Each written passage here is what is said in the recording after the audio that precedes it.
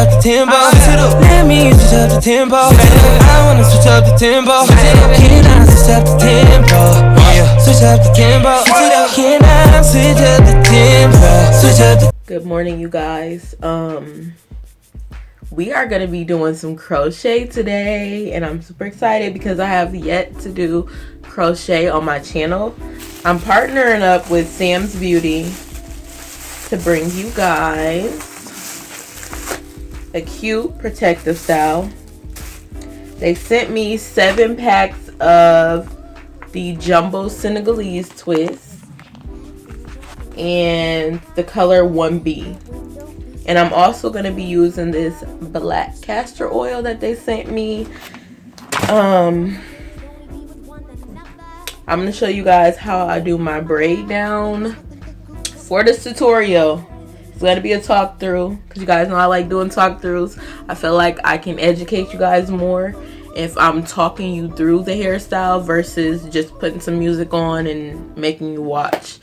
But you're going to need some braiding hair, you guys. This is just some scrap braiding hair, some Kanekelon braiding hair.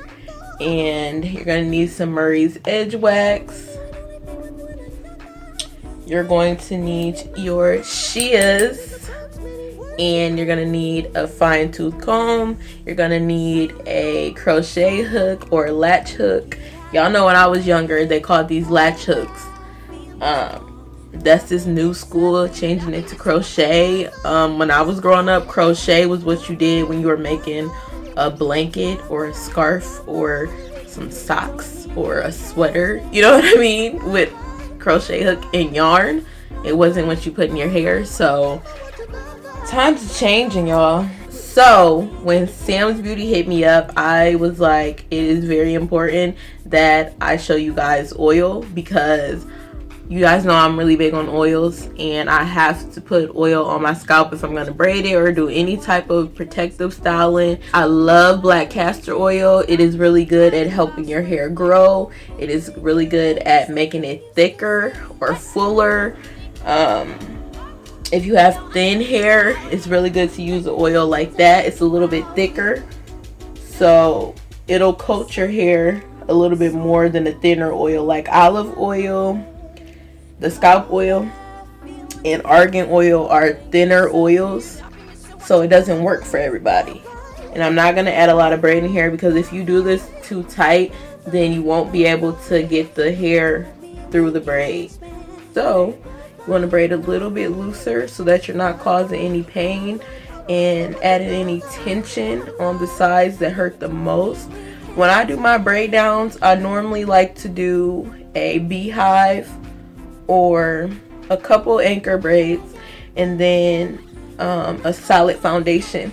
I don't like to do multiple starting points, so straight back braids are my favorite, because I feel like if done incorrectly, you'll have a whole bunch of tension across your hairline because these braids are starting.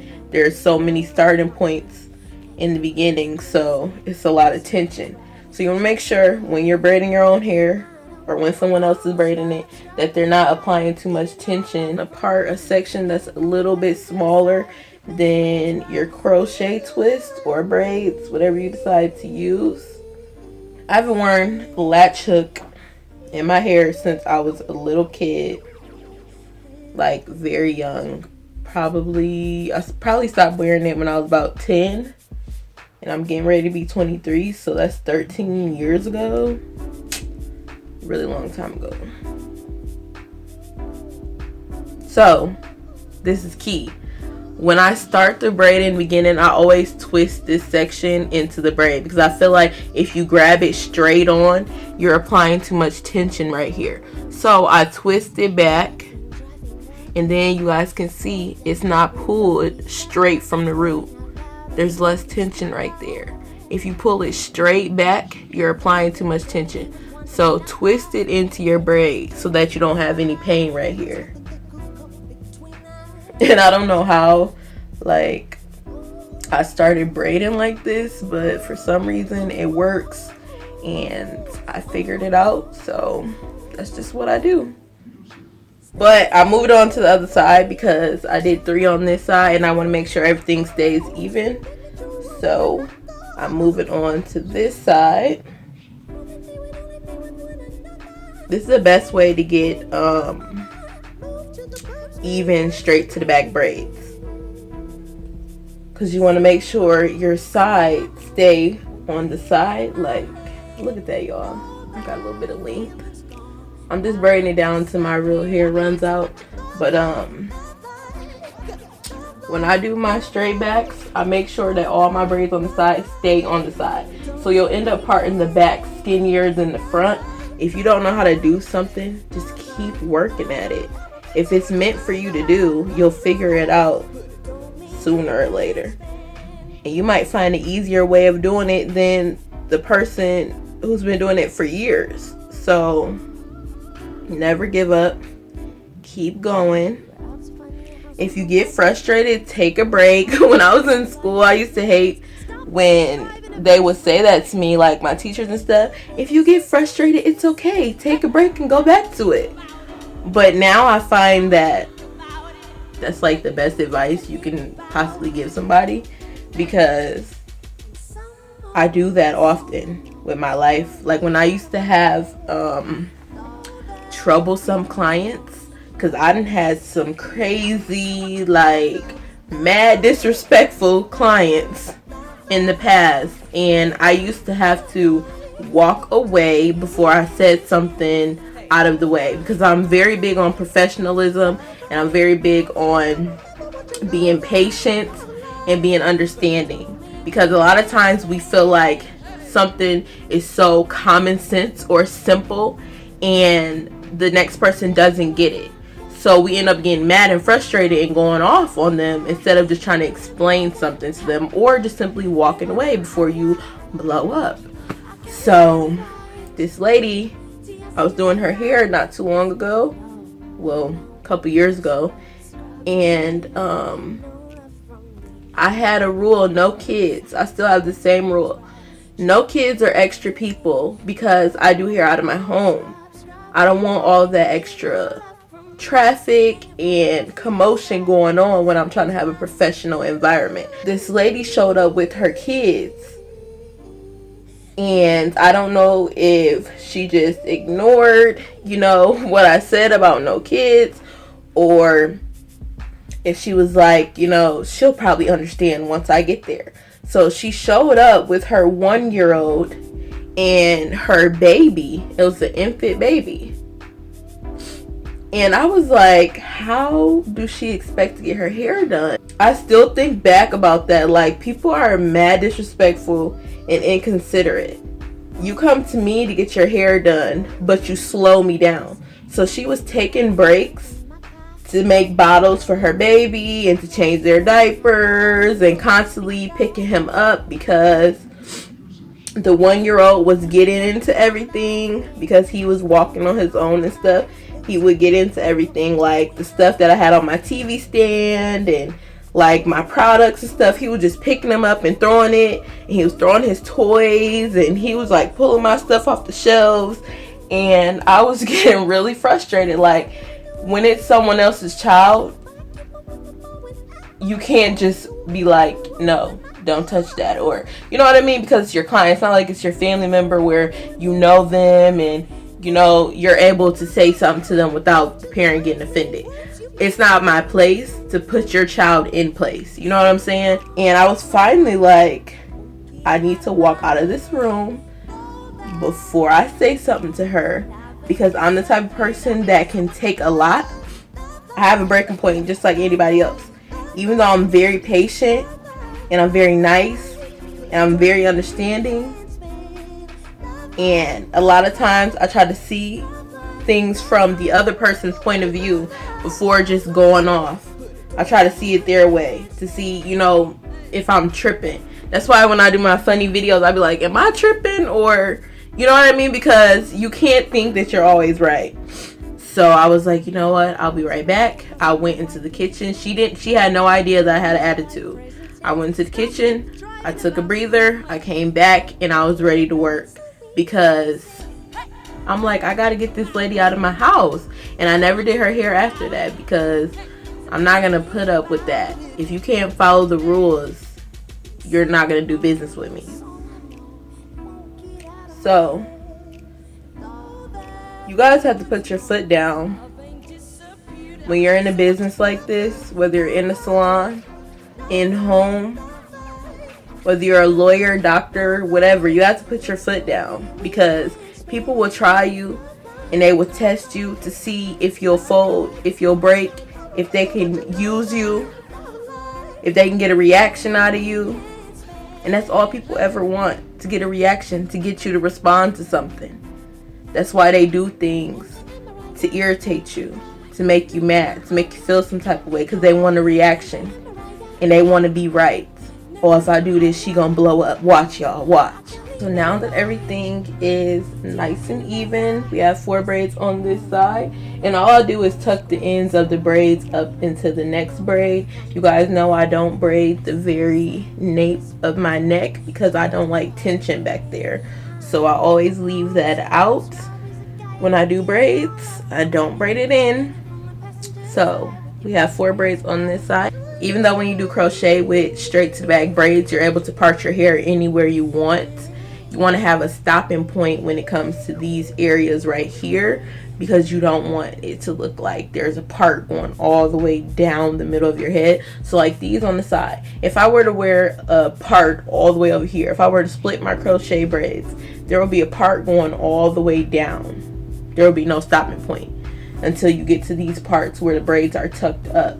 And we don't want that. We want it to look natural. So we split this hair to a point where we think it will look the most natural. If I were parting my real hair, where would I want my part to stop? So we part that down the middle and make things nice and even. Just fill in to make sure it's even. We part that down the middle, and then we want to part back to see how far the part goes. So you part it down the middle, and that's how far back our part will go. So this is how much space I have left to part hair and put my ending of my braids. So I'm gonna part the same size section right here. You guys can see my hair is very relaxed. There's no tension, there's no redness. That means your braids aren't too tight. If you have redness, unless you have a sensitive scalp, they're braiding too tight, extremely too tight. I don't feel like I'm too busy to where I can't respond to you guys.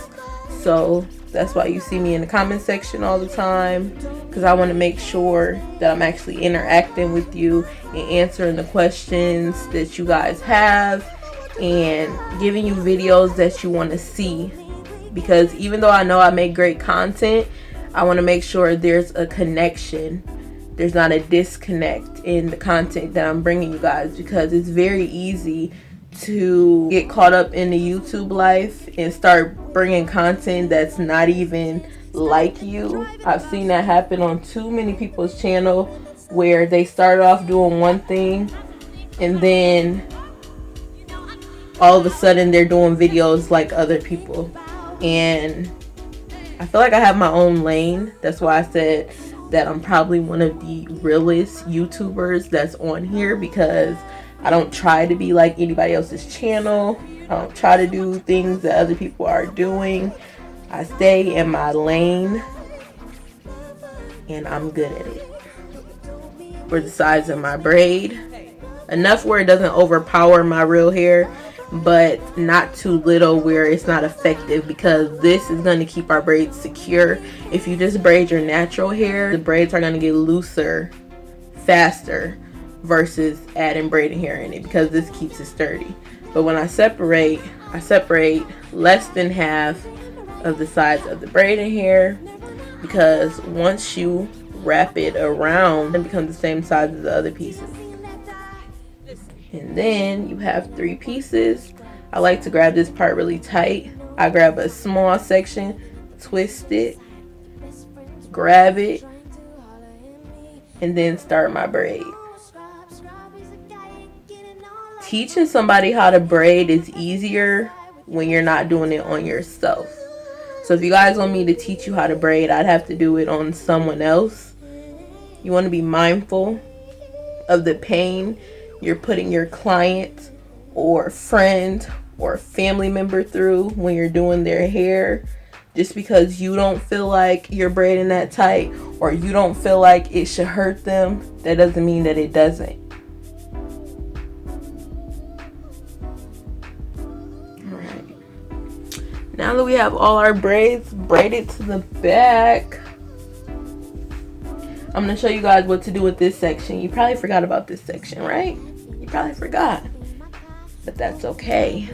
We are going to take these two braids and we're going to make a part right down the middle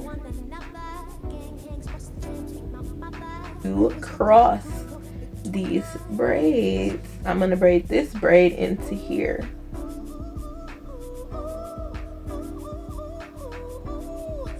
So we just want to grab our hair and start the braid down process.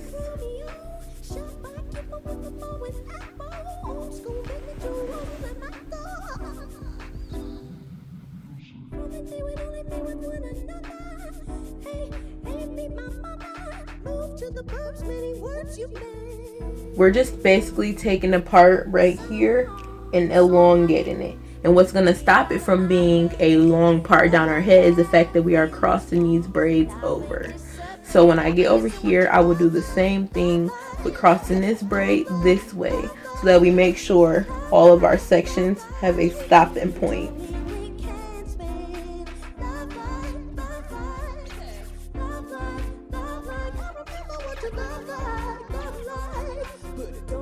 You guys can see, remember to leave these out.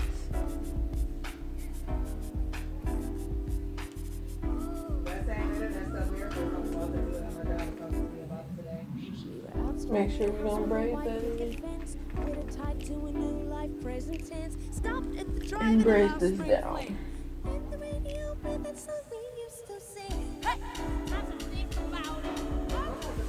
We're gonna sew this one up. I always have my needle started. We're gonna go in to this braid. Ooh.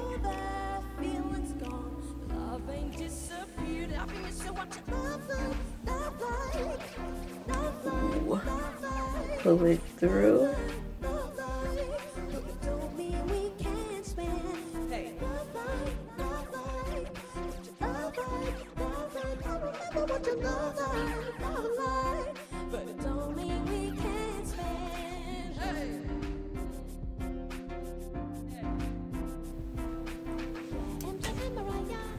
And it's all sewed down. As you guys can see, there's no tension.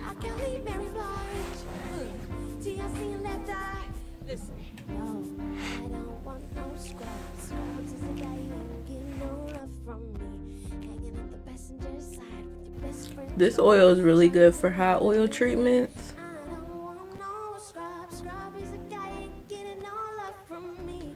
I love using oil on my scalp.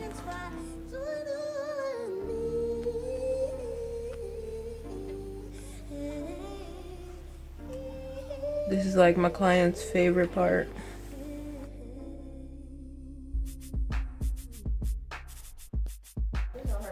This promotes hair growth. That's why I use oil instead of grease. And I'm gonna put it on my finger and put it across the front.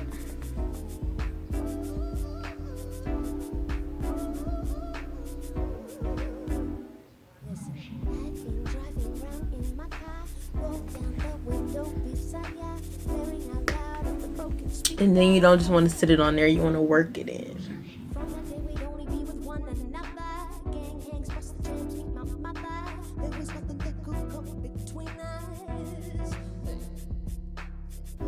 And then take the rest of the oil on my hands and put it back here. And make sure we're protecting the hair that we're keeping out.